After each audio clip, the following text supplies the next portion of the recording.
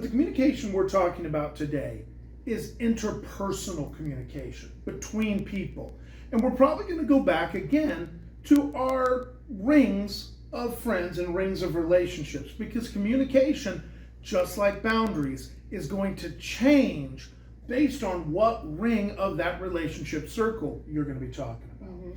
So, very quickly, best communication practices for that outermost ring. For the, I don't even really know you. So, I mean, if you're talking about like when you go to a restaurant to order your meal, I mean, some very basic premises of communication, eye contact is a really good one. Basic manners are a must-do, in my opinion. Like, you would be very surprised where a simple please and thank you can get you in the world of communicating with other people. Again, much like when we talked about boundaries, when you're talking about people in that outer circle, so people that are strangers or just barely acquaintances, again, you don't want to reveal super personal information that's private, that's only meant for that super close, tight circle.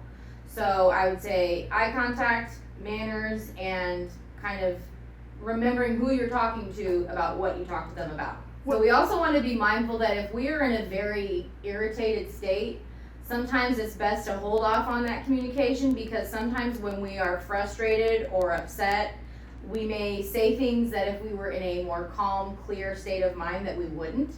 So to make sure that you're in the right frame of mind to even communicate with somebody else. The reality of this is communication skills are important, because how we interact and present ourselves to others is going to reflect back on what others think of us. Let's move to our acquaintances, people we interact daily with, but maybe they're not our tight friends yet. What kind of communication skills do we need to maybe up our game on? So I would say in that sort of acquaintances or like teachers and people that we see every day, again, eye contact and manners are going to always be important no matter who you're talking to. If you're talking to peers or your friends or acquaintances, you can be a little looser with your language and slang and not have to be as formal.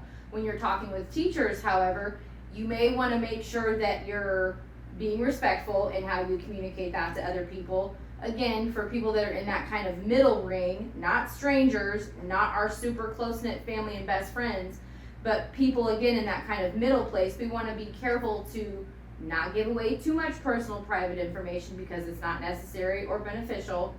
But you can also, depending on your relationship with the person, be a little bit more relaxed in how you communicate and be a little bit more yourself or a little looser with that.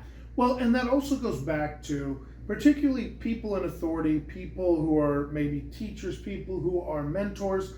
Those are people that are in this acquaintance circle, but there may be times where we've talked about with depression, anxiety, mental health challenges, that maybe they become part of that inner circle temporarily to get you help, but those are one-on-one conversations. Those are moving into that inner circle. So let's move on there. What kind of things, communication-wise, should we be really, again, trying to focus on with our friends? With our friends and our family and the most inner parts of our circle, I would say that honesty is a huge part of communication.